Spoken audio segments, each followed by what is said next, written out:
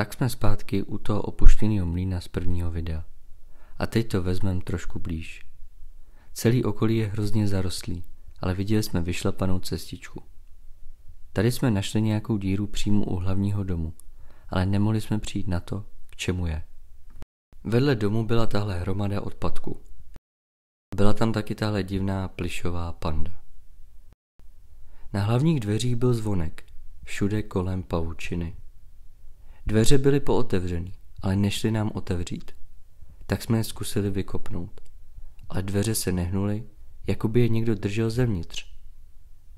Zkusili jsme teda najít jiný vchod. Všude byly metrový kopřivy, prostě totální džungle.